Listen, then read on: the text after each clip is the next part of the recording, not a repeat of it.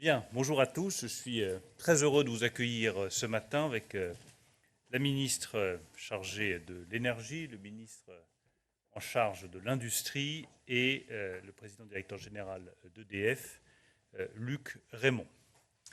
Deux remarques préalables avant de rentrer dans le vif du sujet. Première remarque, le prix de l'électricité a toujours été un atout de compétitivité majeur pour la nation française. Il doit le rester. Et c'est l'objectif des travaux que nous avons engagés avec EDF. C'est un atout pour les ménages qui doivent conserver l'assurance de payer leur électricité le moins cher possible dans la durée. C'est un atout pour les entreprises, en particulier les entreprises industrielles, qui ont besoin d'un prix de l'électricité compétitif pour accélérer leur développement et accélérer la réindustrialisation, chère au cœur de Roland Lescure et chère à notre cœur à tous. J'ai l'occasion de le dire, la réindustrialisation doit faire passer la France parmi les grandes nations de production au XXIe siècle. Le choc inflationniste des 2 dernières années a montré à quel point cet atout national était absolument vital. Vital pour notre cohésion sociale, vital pour la survie de nos entreprises, vital pour attirer des investissements étrangers en France. Et bien souvent, beaucoup de décisions d'investissement étrangers se font sur la base de notre prix de l'électricité nucléaire. Mais ce choc inflationniste a aussi montré que nous étions encore beaucoup trop exposés à la volatilité des prix du marché et que cette volatilité était insupportable pour les ménages et un risque pour les entreprises. Nous voulons donc, c'était le premier objectif de cette discussion avec EDF, rester une des nations les plus compétitives en Europe pour les prix de l'électricité. Nous le resterons. Deuxième remarque générale, l'électrification est un des enjeux économiques majeurs du XXIe siècle.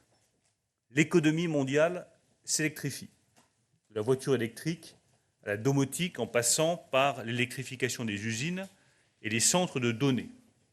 Le besoin en électricité va exploser dans les décennies qui viennent. Et il y aura d'un côté les États qui seront indépendants en matière de production électrique et ceux qui ne le seront pas. Les États qui seront indépendants en matière de production électrique, à un coût attractif, seront les grands vainqueurs de l'économie mondiale du XXIe siècle. La France a vocation à faire partie des grands vainqueurs de l'économie mondiale du XXIe siècle. Nous devons donc lancer, dans les années qui viennent, des investissements massifs sur les réseaux, sur les structures de production, sur les énergies renouvelables comme sur le nucléaire et sur la recherche en matière d'énergie. Cela représente des dizaines de milliards d'euros d'investissements que nous devons intégrer dans les prix de l'énergie.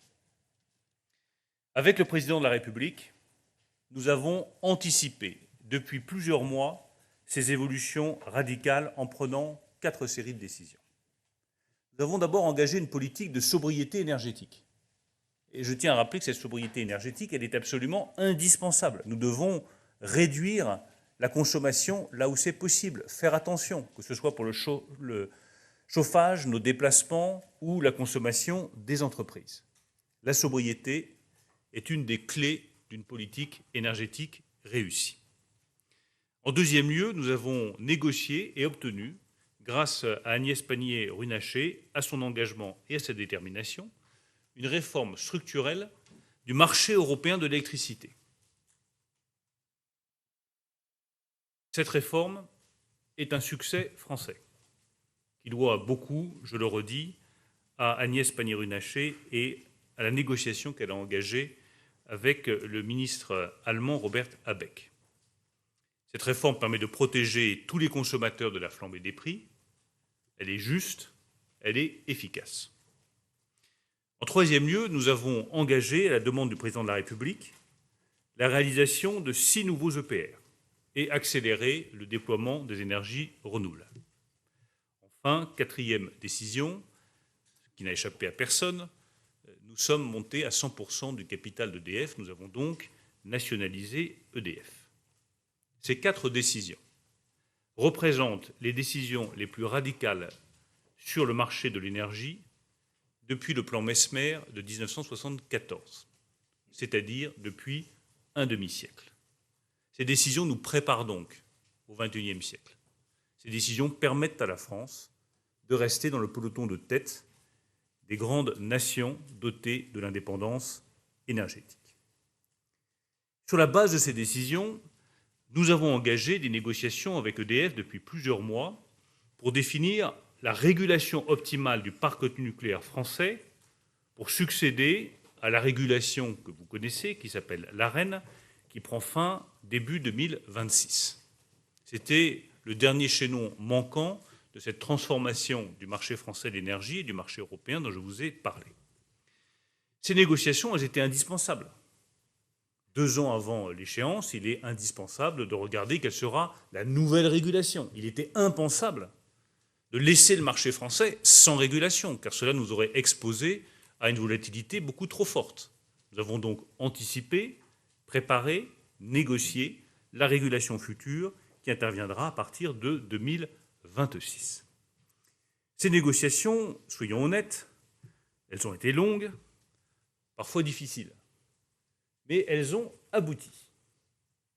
Et dans le fond, une bonne négociation, c'est une négociation qui aboutit et où tout le monde est satisfait du résultat final. Je crois que c'est le cas. Je pense surtout que, au-delà de la direction d'EDF, au-delà du gouvernement, c'est les Français qui pourront être satisfaits de cet accord. Nous avons donc conclu ce matin un accord entre l'État et EDF. Il pose les bases de la nouvelle régulation française de l'électricité nucléaire et fait entrer EDF dans le XXIe siècle. Cet accord garantit un niveau de prix autour de 70 € le mégawattheure pour l'électricité nucléaire. Ce niveau de prix correspond aux coûts de production totaux de l'électricité nucléaire en France. Qu'est-ce que cela implique concrètement pour les ménages et pour les entreprises? Le plus grand avantage pour les ménages, c'est un prix stable. Je rappelle qu'au cours des 2 dernières années, les prix de l'électricité ont augmenté de 80, 90, 100, 110%. Les consommateurs ne l'ont pas vu sur leur facture. Parce que nous avons mis en place, avec le président de la République, le Premier ministre de l'époque, puis la Première ministre Elisabeth Borne, un bouclier sur les tarifs de l'électricité. Et s'ils n'ont pas mis en place ce bouclier, je tiens vraiment à le préciser, tous les consommateurs auraient vu leur facture augmenter de 80, 90, 100%, un doublement de leur facture. Ils ne l'ont pas vu parce que nous avons mis en place ce bouclier sur l'électricité. Mais ce bouclier, il n'a qu'un seul défaut, et c'est un défaut majeur pour le ministre des Finances. Il aura coûté près de 40 milliards d'euros. C'est une bonne décision, c'est une décision juste, mais à 40 milliards d'euros, ce n'est pas une décision que l'on peut prolonger indéfiniment. Parce qu'au bout du compte, c'est le contribuable qui paye. Donc il fallait trouver un autre moyen de garantir la stabilité des prix, moins coûteux que ce bouclier tarifaire. Ce sera le cas avec l'accord qui a été conclu avec EDF. Nous garantirons, sur la base de la nouvelle régulation et de la politique commerciale d'EDF, la stabilité des prix pour le consommateur. C'était mon objectif numéro 1, pouvoir dire à nos compatriotes que la stabilité des prix de l'électricité est garantie sur le long terme par cet accord entre EDF et l'État. Nous mettons en place une protection permanente du consommateur sur les prix de l'électricité. Le bouclier tarifaire était une protection provisoire. L'accord que nous venons de conclure avec EDF est une protection permanente du consommateur. Et cette protection, j'y attache d'autant plus d'importance que nous allons consommer de plus en plus d'électricité. Demain, on ne fera plus son plein à la station essence, mais sur des bornes de recharge. Il vaut mieux que le prix de l'électricité soit contenu. Demain, la domotique va nous amener à consommer plus d'électricité. Le chauffage va nous amener à consommer plus d'électricité. Donc il est indispensable pour le consommateur d'avoir de la stabilité des prix. Elle sera garantie. Cette stabilité permet aussi de garantir à nos compatriotes le financement de nos investissements futurs, en particulier dans les nouveaux réacteurs nucléaires.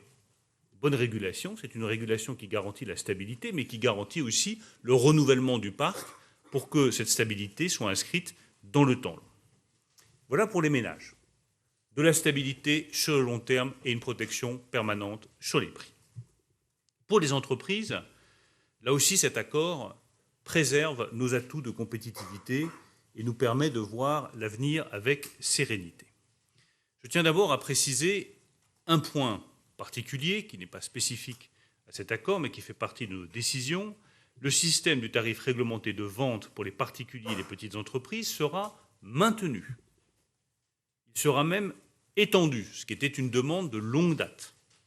Toutes les entreprises de moins de 10 personnes et de moins de 2 millions d'euros de chiffre d'affaires auront droit à un tarif régulé, quel que soit leur niveau de consommation électrique. Il n'y aura donc plus de seuil à 36 kVA. C'était une demande de très longue date.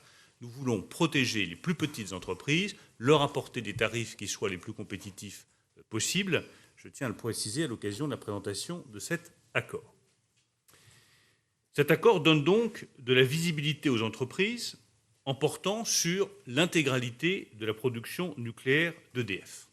C'est la grande nouveauté de cette nouvelle régulation. Je rappelle que dans l'ancienne régulation, vous êtes tous des spécialistes ici, elle ne portait que sur une partie de la production nucléaire d'EDF. J'entends beaucoup citer le chiffre de 42 € le mégawattheure. Enfin, je tiens juste à préciser que ça portait sur un tiers de la production d'EDF. 100 TWh qui étaient négociés durement chaque année dans un système qui me paraissait un petit peu daté. Donc ceux qui utilisent ce chiffre utilisent un chiffre qui n'a absolument aucun sens, puisque tout le reste de la production était exposé au prix du marché. Donc une protection qui ne porte que sur une partie de la production est une protection lacunaire, est une protection inefficace. Cette fois-ci, l'accord va couvrir l'intégralité de la production nucléaire d'EDF, 100%, et pas une partie seulement. Je dis parce que parfois le matin, on se réveille, on prend son café, on s'agace un peu, parce qu'on allume la radio, et on entend, mais c'était 42 €, là ça va être beaucoup plus. Mais enfin, pardon, n'importe quoi. 42 €, c'est sur une partie de la production, c'est pas sur l'intégralité de la production. Donc si vous prenez des chiffres avec des bonnes références, parce que sinon, ça crée beaucoup de confusion dans l'esprit des gens qui vous écoutent. Donc les 42 € portaient sur une partie de la production. Cette fois-ci, l'accord porte sur 100% de la production nucléaire d'EDF. Et je le dis parce que ça a été au cœur de la discussion que nous avons eue, la négociation que nous avons eue sur les grands choix de régulation. Nous voulions une régulation qui porte sur 100% de la production d'EDF. C'était un des points d'accord au départ avec Luc Rémont. À partir de là, l'accord prévoit une redistribution aux consommateurs des bénéfices d'EDF au-delà d'un certain niveau de prix que précisera Agnès Pannier-Runacher. Pour les entreprises industrielles, la régulation s'inscrit sur la base de contrats à long terme d'une durée de l'ordre de 10 ans qui sera mis en place par EDF. Ces contrats donneront avec la durée de la stabilité et de la visibilité pour nos grandes entreprises industrielles. C'était évidemment indispensable pour garantir, je le disais tout à l'heure, notre objectif de réindustrialisation du pays et de maintien des secteurs électro-intensifs sur notre territoire. En conclusion, avec cet accord, nous avons réussi à trouver un équilibre vital entre la compétitivité de notre industrie, la visibilité, la stabilité pour les ménages et le développement d'EDF. Et là aussi, je veux être très clair. EDF est une entreprise nationalisée, oui. Mais EDF doit être rentable. Nous ne sommes pas en Union soviétique. Donc ce n'est pas parce qu'EDF est nationalisé qu'EDF doit fonctionner à perte. EDF doit dégager les moyens de financer ses investissements futurs. Cela me paraît de bon sens, mais parfois le bon sens mérite d'être rappelé. EDF est une des très grandes entreprises publiques du pays. Elle appartient à notre histoire économique. Elle est un élément décisif de notre souveraineté industrielle. Il aurait été irresponsable de demander à EDF de vendre son électricité à perte, au risque de mettre son développement économique, le financement de sa dette et ses investissements futurs en risque. C'est pour cela que je dis que cet accord fait rentrer EDF dans le XXIe siècle. C'est une entreprise nationalisée, mais ce sera aussi une entreprise rentable. Nous devons conjuguer ces deux objectifs. Il revient maintenant à EDF de mettre en place cet accord dans les mois qui viennent. Nous avons prévu de nous retrouver dans 6 mois, c'est une clause de revoyure, pour nous assurer que la politique commerciale agréée fonctionne et correspond aux attentes des entreprises. Bien entendu, cet accord sera mis en consultation auprès des associations de consommateurs, de fournisseurs, des industriels et de tous les acteurs du marché, pour une consultation publique que je souhaite la plus large possible, et il va de soi que les parlementaires seront associés à cette consultation. Je vous remercie.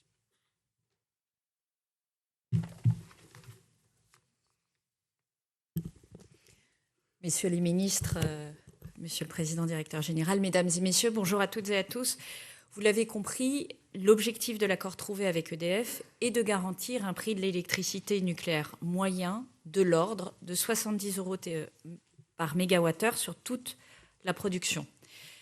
Cet accord s'inscrit dans le droit fil de l'accord que j'ai obtenu au niveau européen qui vise à déconnecter le prix de l'électricité du prix des énergies fossiles, notamment celui du gaz. Nous reprenons le contrôle sur les prix de l'électricité comme l'a voulu le président de la République.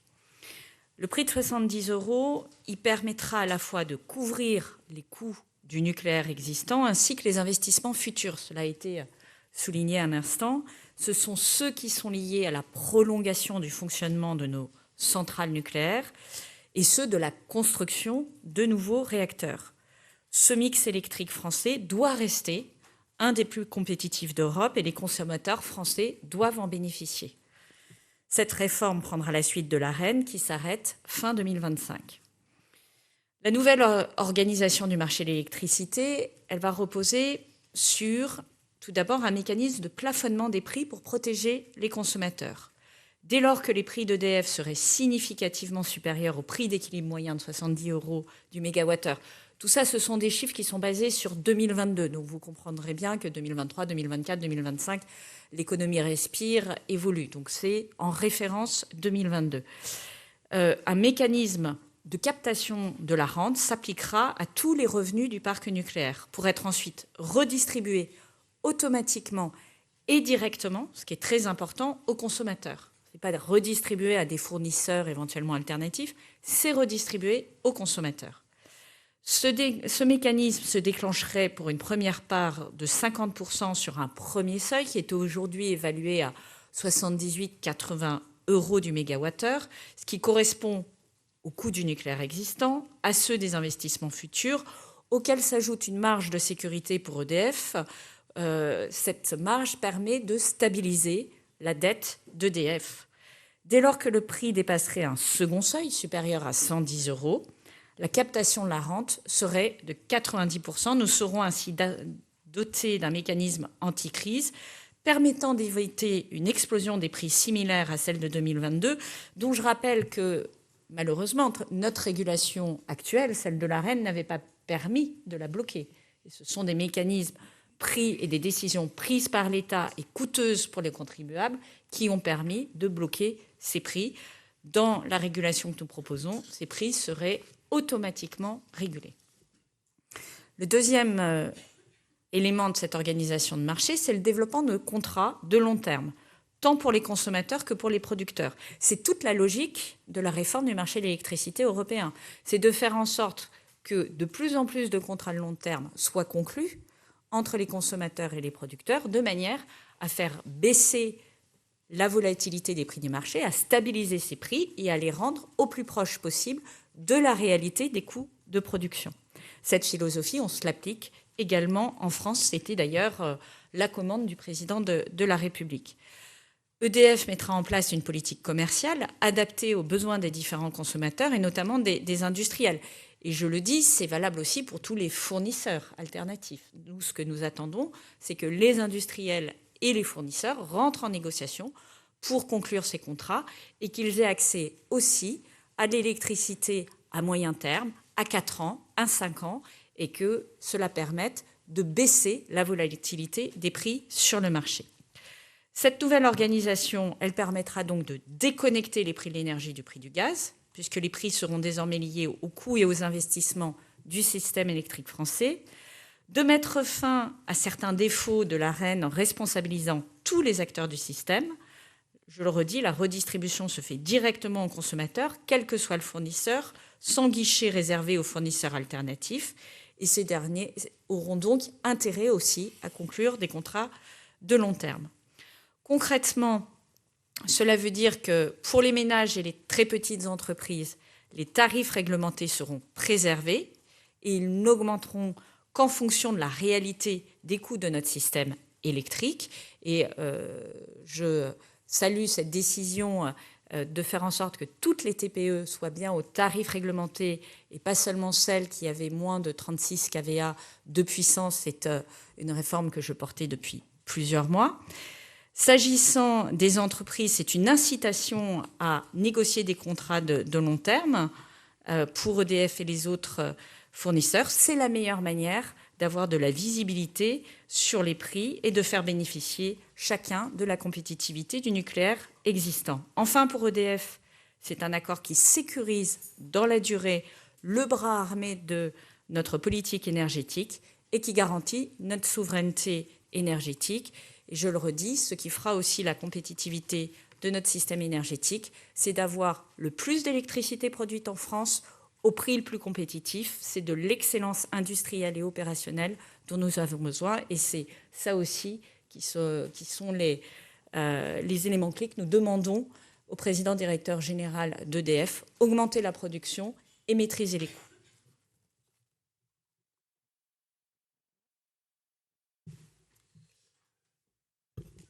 Madame, Messieurs les ministres, Mesdames, Messieurs, je voudrais, en quelques mots simplement, parce que je pense que les ministres ont pratiquement tout dit, dire à quel point cet accord est important vu d'EDF. La première raison, c'est que l'objectif d'EDF, le premier objectif d'EDF, est de servir notre pays, de servir nos concitoyens en apportant une électricité compétitive, décarbonée et durable. Et pour cela, il nous faut un modèle stable, un modèle bien défini qui nous permette de développer notre activité industrielle. Et je crois profondément que cet accord nous permet de le faire.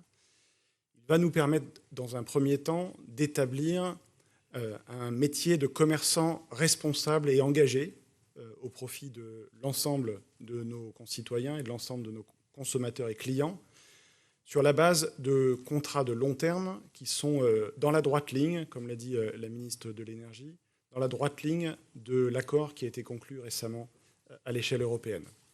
Ces contrats de long terme, ce commerce de long terme, est celui qui permet de lisser la volatilité des prix de l'énergie et d'aller rechercher la compétitivité intrinsèque de notre parc de production. Et donc, c'est sur ce premier engagement que EDF et toute l'entreprise vont s'engager avec l'ensemble de nos clients, notamment avec les clients entreprises qui ont la capacité d'entrer dans des discussions de contrats de long terme avec nous pour permettre de faire atterrir les prix de moyen terme de l'électricité vers ce qui est notre économie d'entreprise. Le deuxième élément, c'est qu'il nous fallait trouver ensemble et oser réinventer ensemble un système de régulation qui permette de protéger l'ensemble des consommateurs face à des évolutions des prix moyens de l'électricité qui seraient vers le haut, au-delà de ce qui est l'économie nécessaire pour la pérennité de l'entreprise. Et c'est ce que nous avons trouvé. Monsieur le ministre, vous avez dit que c'était parfois difficile, mais je tiens à dire que si c'était difficile, ce n'est pas parce que nous avions des objectifs différents. C'était difficile parce qu'il nous a fallu réinventer les règles de notre marché en ayant les mêmes objectifs. Les mêmes objectifs, ça veut dire servir dans la durée l'ensemble de notre pays avec une électricité compétitive à des prix stables, avec la nécessité de réinventer nos règles pour que cela fonctionne parfaitement dans le cadre des règles communautaires, que cela fonctionne également avec une perspective de long terme qui est nécessaire à la fois pour les clients et pour EDF pour être capable d'investir. Parce que satisfaire des besoins à très court terme, tout le monde sait le faire. l'un des engagements essentiels d'EDF, c'est de pouvoir le faire dans la durée, avec des horizons de temps d'investissement qui sont 15, 20, 25, 30 ans. Et donc cette visibilité, cette stabilité, elle est aussi indispensable vue de nos clients qu'elle l'est vue d'EDF, et c'est ce que cet accord permet d'atteindre. Donc nous allons évidemment, avec le conseil d'administration, l'ensemble des collaborateurs et collaboratrices d'EDF, nous engager pleinement dans la mise en œuvre de cet accord, à commencer par la mise en œuvre commerciale de cet accord, avec l'ensemble des clients qui souhaiteront s'engager avec nous dans cette direction. Et puis évidemment, les consommateurs, je parle sous le contrôle de la présidente de la Commission de régulation de l'énergie, seront également toujours protégés par le tarif réglementé de vente, pour ceux qui le souhaitent. Et les règles qui s'appliquent au tarif réglementé de vente continueront de protéger les consommateurs. Et je salue la décision qui vient d'être annoncée par les ministres d'étendre le tarif réglementé de vente à l'ensemble des très petites entreprises au-delà de 36 kVA. Je pense que ça leur fournira également une protection souhaitable. Voilà pourquoi ces éléments sont, je pense, déterminants vu d'EDF également. Et je voudrais terminer en saluant vraiment, Monsieur le ministre, Monsieur le ministre, votre engagement personnel. Je sais que c'était une discussion complexe, qui a nécessité beaucoup de votre temps, beaucoup de votre implication personnelle, beaucoup de conviction également. Je veux saluer notamment Bruno Le Maire, parce qu'il fallait rassembler dans cette décision l'ensemble des enjeux économiques, électriques et d'entreprises de notre pays, et je crois que nous l'avons atteint. C'est une décision qui est exigeante pour EDF. Je pense que nous ne manquerons pas de défis pour faire en sorte que nous puissions, dans ce cadre de régulation qui capte les revenus d'EDF au-delà d'un certain prix, que nous puissions avoir la performance nécessaire qui nous permette de dégager les ressources pour les investissements. Mais c'est une décision responsabilisante pour EDF également, qui va devoir faire tous ses efforts pour produire au maximum et dégager ainsi les revenus qui permettront de financer son avenir. Donc, dans ces conditions, je pense que nous avons, à la fois pour nos concitoyens, pour les entreprises et la performance des entreprises qui sont nos clients, pour nos concurrents qui auront accès à notre électricité dans des conditions équivalentes à celles qu'EDF utilise pour son propre commerce, nous avons les bases pour un marché qui sera dynamique, qui sera animé par le commerce, qui sera protégé par la régulation et qui nous permettra de développer l'électricité de long terme, décarbonée, dont notre pays a besoin. Je vous remercie. Merci Luc. Alors comme vous êtes nombreux, j'imagine qu'il y aura de nombreuses questions. Bonjour, je vais peut-être ouvrir le bal. Damien Gaudissart pour l'AFP. 2 questions. Sur les seuils de captation redistribution, vous avez mentionné 2 seuils, un à 50% des 78,80 € le mégawattheure et un à 90%. Est-ce qu'il y a des seuils intermédiaires entre ces 2 seuils ou bien pour l'instant ce sont les 2 seuils qui ont été définis? Il n'y a que 2 seuils. Et la deuxième question, c'est sur l'entrée en vigueur du mécanisme donc au 1er janvier 2026. Vous disiez que le système actuel, l'AREN, était imparfait. Est-ce qu'il y a un mécanisme intérimaire qui est envisagé pour l'année 2025, étant donné que le bouclier tarifaire s'éteindra en 2024? Non plus. Très bien.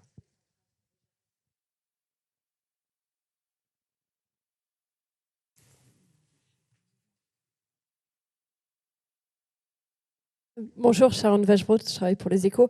2 questions. La première, comment on arrive à un prix moyen de 70 €, sachant qu'on a 2 seuils de prélèvement, dont le premier commence à 78,80 € avec une petite marge pour EDF, et le deuxième à 110 €.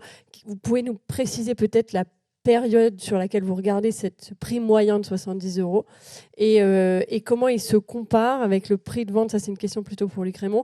On connaît ce 42 € sur les 100 TWh, mais on ne connaît pas le prix de vente